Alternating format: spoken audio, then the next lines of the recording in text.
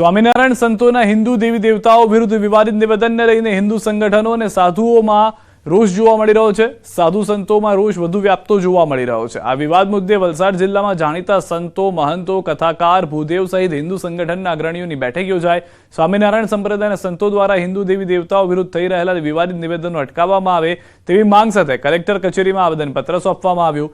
હિન્દુ દેવી દેવતાઓના થયેલા અપમાન અને વિવાદિત નિવેદનો અટકાવવામાં નહીં આવે તો આગામી સમયમાં આ મામલે ઉગ્ર પ્રત્યાઘાત પણ પડશે તેવી ચીમકી આપવામાં આવી। અમે જેની ઉપાસના કરીએ છીએ એની તમે નિંદા કરો તો એક સ્વાભાવિક છે કે સમાજ, સનાતન સમાજ એનાથી નારાજ થાય, આક્રોશ જન્મે। તો એ આક્રોશ બંધ થાય અને આ બધા સંતો સમજી જાય જેથી કરી અને ભવિષ્યમાં કોઈ વર્ગ વિગ્રહ ન થાય। અમારા દેવી દેવતાઓને નીચા પાડવાના જે પ્રયાસો થઈ રહ્યા છે એની સામે અમારો સખત વિરોધ છે અને એ અમે ચલાવી નહીં લઈએ કે આ સનાતન ધર્મને વિધર્મીઓએ જેટલું નુકસાન નથી કર્યું એટલું અધર્મીઓએ કર્યું છે। આ અધર્મીઓ આ નુકસાન કરી રહ્યા છે। અમરેલી રાજુલાના ધાતરવડી ડેમ 1માં નગરપાલિકા દ્વારા પાઇપ નાખવાનો વિરોધ ઉગ્ર બની શકે છે। ધારેશ્વર ગામે ખેડૂતોની સભામાં મોટી સંખ્યામાં લોકો ઉમટી પડ્યા હતા। ખેડૂતો સાથે ખેતમજૂરો, મહિલાઓ ટ્રેક્ટર મારફતે પહોંચ્યા હતા। કેટલાક તત્વો દ્વારા અફવા ફેલાવી ખેડૂતોને ભરમાવવામાં આવ્યા હોવાનું સામે આવ્યું। કોઈ પણ મંજૂરી વગર ખેડૂતોએ સભાનું આયોજન કર્યું હતું। સભા બાદ ખેડૂતો રાજુલા પ્રાંત કચેરી આવેદનપત્ર આપવા ગયા। ખેડૂતોની એક જ માંગ છે કે અમે ડેમમાં પાણીની પાઇપલાઇન નાખવા દઈશું નહીં। આણંદી સમાચાર। ઓડ ગામમાં અસામાજિક તત્વોનો આતંક। એસટી બસના ચાલકને જાહેરમાં માર્યો માર। ઓડ ગામના પિકઅપ બસ સ્ટેન્ડ પાસેની ઘટના છે। બસ ચાલકને લાકડી અને દંડા વડે માર મારતો વિડીયો વાયરલ થયો છે। ટોળાએ ભેગા થઈ બસ ચાલકને માર્યો માર। બાઇક ચાલક અને બસ ડ્રાઈવર વચ્ચે સામાન્ય બોલાચાલીએ ઉગ્ર સ્વરૂપ ધારણ કર્યું। બાઇક ચાલક અન્ય લોકોને બોલાવી બસ ચાલકને માર્યો માર। મારામારીમાં ગંભીર ઈજાઓ થતા એસટી ડ્રાઈવરને 108 મારફતે સારવાર અર્થે ખસેડાયો। શું લુખ્ખા તત્વોને નથી રહ્યો પોલીસનો ભય? પોલીસની લુખ્ખા તત્વો સામેની કાર્યવાહીનો પણ આ લોકો નથી રહ્યો ભય? એવા સવાલો ઊભા થઈ રહ્યા છે। ભાઈગીરી કરવા પહોંચેલા ભાઈઓ કોણ છે તે પણ હજી જાણી શકાયું નથી।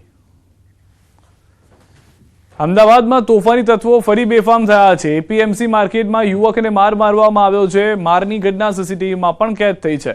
20 તારીખે યુવકને અસામાજિક તત્વોએ માર માર્યો હતો। સમગ્ર મામલે વેજલપુર પોલીસે તપાસ હાથ ધરી છે। તો રાજકોટમાં પણ મારામારીનો વિડીયો વાયરલ થયો છે। વિદ્યાર્થીઓ વચ્ચે મારામારી થઈ। લાકડી અને ધોકાથી મારામારીનો વિડીયો વાયરલ થયો। મારવાડી કોલેજ પાસેનો વિડીયો છે। મારવાડી કોલેજના વિદ્યાર્થીઓ મારામારી કરી રહ્યા હોવાનું જાણવા મળ્યું છે। દ્રશ્યોમાં પણ આપ જોઈ રહ્યા છો છૂટા હાથની મારામારી। કેટલાક વિદ્યાર્થીઓ જે છે તે લાકડી લઈને પણ આવ્યા છે અને મારામારી કરી રહ્યા છે। તમામ વિદ્યાર્થીઓ મારવાડી કોલેજના જ હોવાની હાલમાં પ્રાથમિક જાણકારી છે। હવે આ જે ઘટના ઘટી છે, પોલીસ જે સરઘસ કાઢી રહ્યું છે, જે ગુંડાઓનું લિસ્ટ બનાવી રહ્યું છે, તેની અસર જોવા નથી મળતી તેનો આ પુરાવો છે। ન ફક્ત રાજકોટ પરંતુ 3 અલગ અલગ તસવીરો અમે આપણે બતાવી રહ્યા છીએ કે જ્યાં આગળની આ પરિસ્થિતિ થઈ છે। જે રીતે અમદાવાદમાં પણ ઘટના જોઈ, અસામાજિક તત્વોનો આતંક જે છે તે બેફામ છે અને આણંદમાં પણ તે પ્રમાણેના દ્રશ્યો જોવા મળ્યા છે કે જાહેરમાં લુખ્ખાગીરી, મારામારી અને ત્યારબાદ આ તરફ અમદાવાદમાં એવો હુમલો કરવામાં આવ્યો સામાજિક તત્વો તરફથી કે વેજલપુર પોલીસ હજી પણ તેઓને પકડી નથી શકી। એટલા ભયંકર ત્રસ્ત આ યુવકો, પીડિતો જે છે તે કહી રહ્યા છે। તો રાજ્યમાં અસામાજિક તત્વોના ગેરકાયદે બાંધકામોને દૂર કરવાની કાર્યવાહી યથાવત છે। સુરતના ખડોદરાના આઝાદનગરમાં પોલીસની સાથે રાખવામાં આવી હતી એસએમસીની કાર્યવાહી જોવા મળી। અસામાજિક તત્વ ભરત ભોજાભાઈ ગોહિલના ગેરકાયદેસર દબાણો દૂર કરાયા છે। માથાભારે તત્વ ભરત ગોહિલ પર 7 જેટલા ગંભીર ગુના નોંધાયેલા છે અને તેણે સરકારી જમીન પર गैरकायदे दबाण કર્યું હતું। पुलिस स्टेशन एरिया में एक भरत करके आरोपी है जो आज़ाद नगर में रहता है। उस पर 6 FIR हैं इंक्लूडिंग अटेम्प्ट टू मर्डर और अभी जेल में है वो और उसके अवैध एक कब्जा कर रखा है सार्वजनिक जगह पे जो एसएमसी के साथ मिलकर हटाया जा रहा है। છોટાઉદેપુરમાં 65 વર્ષ જૂના દબાણ પર દાદાનું બુલડોઝર ફરી વળ્યું છે। પોશ વિસ્તાર ગણાતા પેટ્રોલ પંપ 4 રસ્તાથી એસટી ડેપો સુધીની સરદારનગર સોસાયટીના બંગલાઓ સામે સરકારી જગ્યાઓ પર કમ્પાઉન્ડ વોલ કરી દબાણો કરાયા હતા અને કેટલાક વર્ષોથી કમ્પાઉન્ડમાં પાકી દુકાનો બનાવી દેવાઈ હતી, જેમાં સુપરમાર્કેટ સહિત અનેક મોટી દુકાનો કાર્યરત હતી. તો રહીશોએ પણ સરકારી ધારાધોરણ મુજબ તેમને આ જગ્યા ફાળવી આપવા માંગ કરી હતી, જેનો પ્રશાસન દ્વારા સ્વીકાર કર્યા બાદ આવા 22 બંગલા ધારકોને તંત્ર દ્વારા નોટિસ પાઠવી દબાણો દૂર કરવા જણાવવામાં આવ્યું હતું, જેના પગલે મોટાભાગના દુકાનદારોએ સ્વૈચ્છિક દબાણો દૂર કર્યા અને આજે એસડીએમની આગેવાનીમાં દબાણો પણ અન્ય દૂર કરવામાં આવ્યા.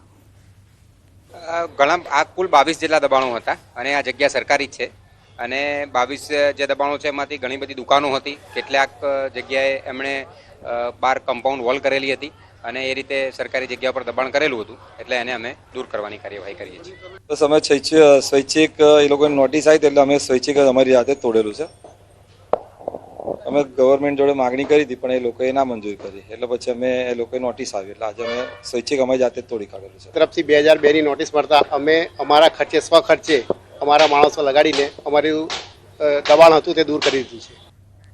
રાજકોટથી સમાચાર. જેતપુર પંથકમાં પોલીસની કાર્યવાહી. અસામાજિક તત્વો સામે પોલીસ એક્શનમાં છે. જેતપુરના પેડલા ગામે બુટલેગરો સામે તવાઈ. બુટલેગરના ઘર પર ફર્યું છે તંત્રનું બુલડોઝર. ઉદ્યોગનગર પોલીસ દ્વારા અસામાજિક તત્વો સામે કામગીરી. 800 વાર જગ્યા પર ચાલ્યું બુલડોઝર. જેતપુરના પેડલા ગામે લગધીર માવલિયાસ ગુનાહિત પ્રવૃત્તિમાં સંડોવાયેલો હતો. આ ઉપરાંત 17થી વધુ અલગ ગુનામાં સંડોવાયેલા અસામાજિક તત્વોનું ગેરકાયદેસર દબાણ દૂર કરાયું. જેતપુરના પેડલા ગામના ગૌચરની જગ્યા પર રહેવા માટે મકાન બનાવવામાં આવ્યું હતું. ખંભાળિયામાં ફરી આગની ઘટના જોવા મળી છે. ખંભાળિયા પોલીસ મથક પાછળ આગની ઘટના ઘટી છે. પોલીસ મથકની પાછળ આવેલા ખુલ્લા પ્લોટમાં આગ લાગી છે. આગ લાગતા આસપાસના વિસ્તારમાં ધુમાડાના ગોટા જોવા મળ્યા.